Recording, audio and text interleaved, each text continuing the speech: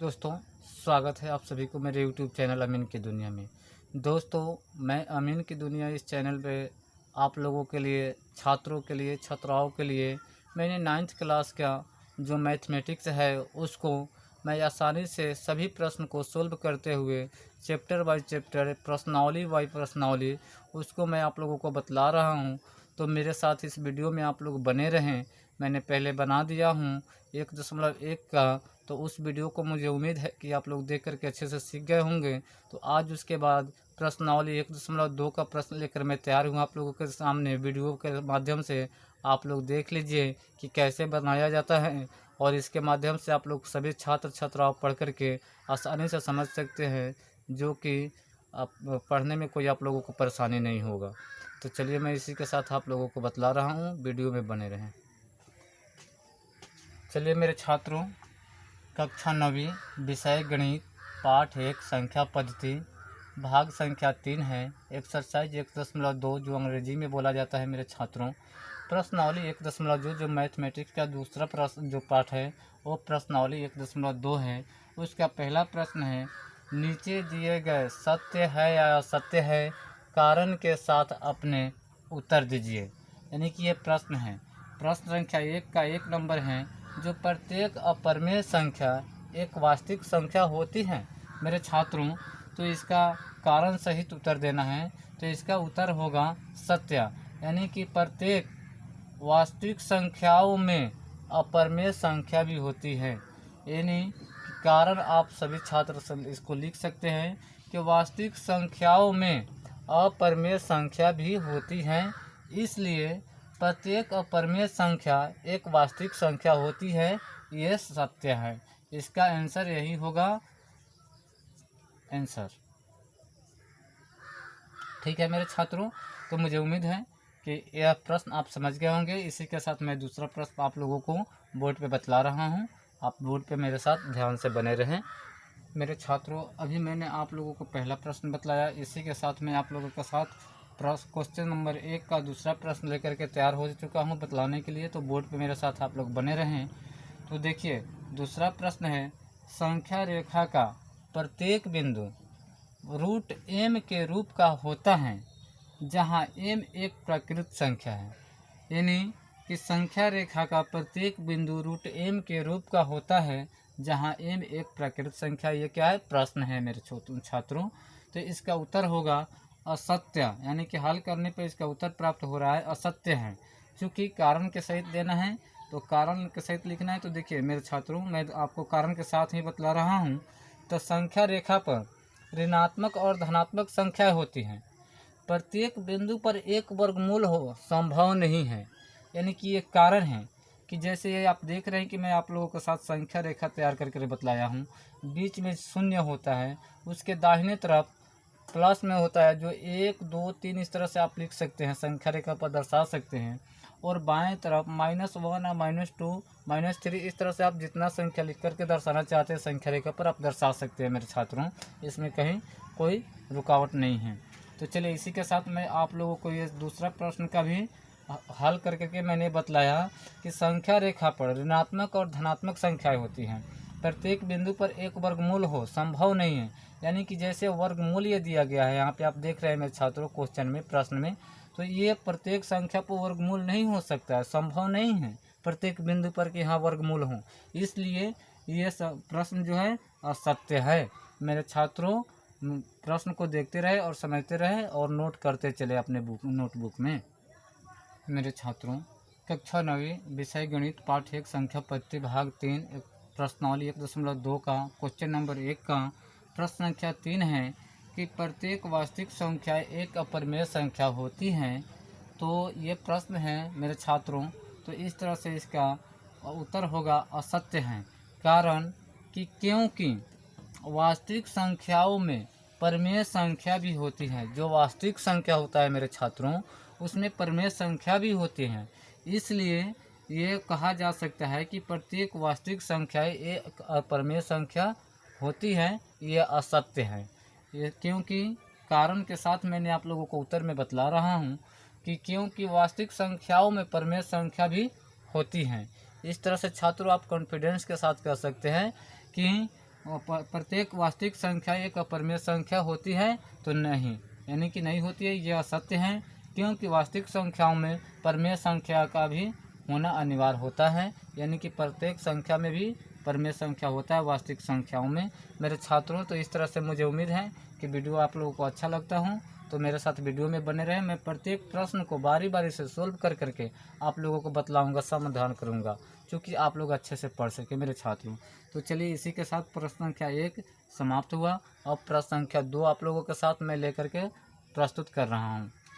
मेरे छात्रों, मैं अभी प्रश्न संख्या 1 का समाप्त किया हूँ, जो उदाहरण के साथ आप लोगों को बतलाए हैं, कारण के साथ बतलाए हैं। इसी के साथ मैं आप लोगों के साथ क्वेश्चन नंबर 2 लेकर के तैयार हूँ कि क्या सभी धनात्मक पूर्णांकों के वर्गमूल अपरिमेय होते हैं?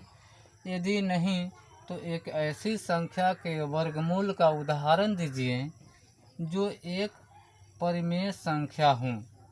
तो इसका उत्तर होगा मेरे छात्रों कि नहीं, सभी धनात्मक पूर्णांकों के वर्गमूल अपरिमेय नहीं होते हैं। देखिए, इसका उदाहरण मैं आप लोगों को दे रहा हूँ एक्सरसाइज में। जैसे √1, अगर √1 को रूट से हटाएंगे तो 1 प्राप्त होगा, ये आंसर होगा, यानी कि ये संख्या है। जैसे √4 हो गया, √4 को आप लिख सकते हैं रूट के अंदर 2 × 2, यानी कि 2 2 है तो दोनों को जोड़ा लग गया, यानी कि जो जोड़ा लग जाता है उसमें से एक संख्या को जोड़ा का एक ही संख्या लिखा जाता है, इसलिए इसका उत्तर होगा 2।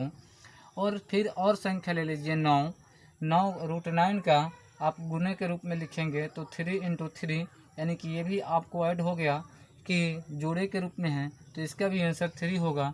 इस तरह से आप कह सकते हैं कि सभी जो अपरिमेय हो संख्या वर्ग, जो कह सकते हैं कि क्या सभी धनात्मक, आप कह सकते हैं कि सभी धनात्मक पूर्णांकों के वर्गमूल अपरिमेय होते हैं।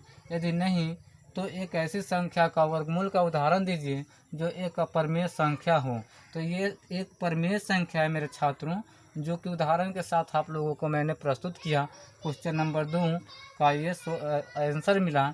तो इस तरह से अब मुझे उम्मीद है कि आप सभी कोई मेरे प्रश्न को समझते चलें। अब इसी के साथ मैं क्वेश्चन नंबर 3 लेकर के आपके साथ प्रस्तुत कर रहा हूँ।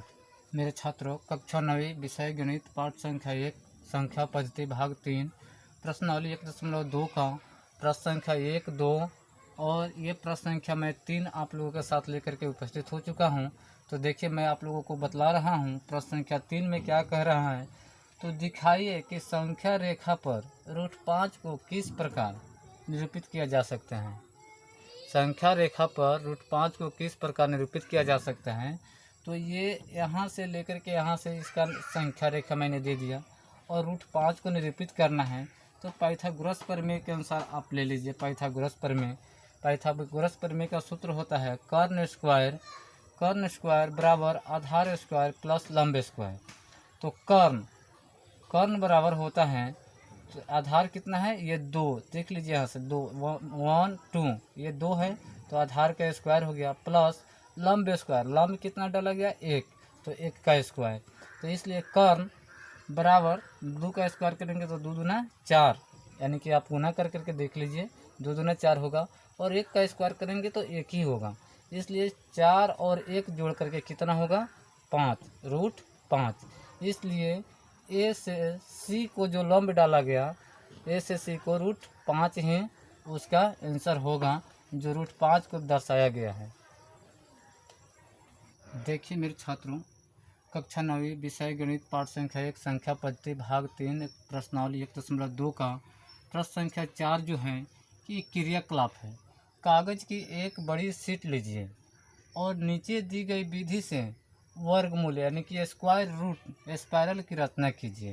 यानी कि बड़े कागज़ पे जो इस तरह से रचना किया गया है, इसी तरह से रचना के माध्यम से मैं आप लोगों को बतला रहा हूँ कि जैसे ये ओ हो गया, कागज़ के शीट में मान ली कि इसको ओ ले लिया गया, और ओ से यहाँ के P1 P2 P3 P4 P5 P6 P7 इस तरह से आप बढ़ते जाएंगे। जितना रूट लेना होगा आप ले सकते हैं मेरे दोस्तों, मेरे छात्रों।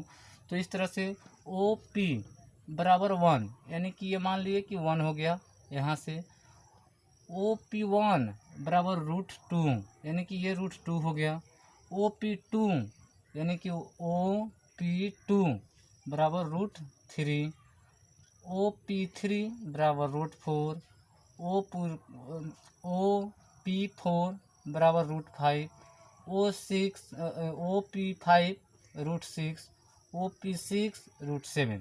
इस तरह से दोस्तों ये कागज़ पे वर्गमूल का, स्क्वायर रूट का यानी कि रचना किया जाता है। तो आप मेरे छात्रों, मुझे उम्मीद है कि मेरा वीडियो अच्छा लगा हो, और आप सभी को मेरा वीडियो अच्छा लगा हो तो आप सभी मेरे वीडियो को देख करके कक्षा 9वीं की विषय गणित की जो बारी बारी से प्रश्न संख्या 1 से लेकर के 4 तक प्रश्नावली 1.2 में जो है मैंने आप लोगों को प्रश्न को सोल्व करते हुए, उत्तर बतलाते हुए, हल करते हुए आप लोगों को मैं प्रश्न बनाया। और इस वीडियो के माध्यम से मुझे उम्मीद है कि आप सभी छात्रों को अच्छा लगा हो। तो कृपया कर मेरे YouTube चैनल अमीन की दुनिया को सब्सक्राइब कर लीजिए, और मेरे चैनल से देख करके आप सभी छात्र आसानी से पढ़ सकते हैं गणित को, और मैथमेटिक्स को आप आसानी से समझ सकते हैं। अगर मेरा वीडियो अच्छा लगा हो तो मेरे छात्रों, मेरे दोस्तों, मेरे वीडियो को शेयर कीजिए, क्योंकि आप सभी का जितने भी क्लासमेट छात्र हैं उन सभी को आसानी से पढ़ने के लिए मेरा वीडियो देख करके समझ आ जाए कि ऐसा जो पढ़ाते हैं अच्छे पढ़ाते हैं। तो मेरा वीडियो से देख करके आप सभी छात्रों को मेरा उम्मीद है कि आसानी से पढ़ करके टॉपर बनेंगे। इसलिए मैं आप लोगों के साथ वीडियो के माध्यम से, मैं ऑनलाइन के माध्यम से मैं आप लोगों को बतला रहा हूँ कक्षा 9वीं का मैथमेटिक्स A to Z जितने मैथ है सभी को प्रश्न को बारी बारी से मैं प्रत्येक वीडियो में आप लोगों को बतलाऊंगा। तो इसी के साथ छात्रों दीजिए इजाज़त। नमस्कार।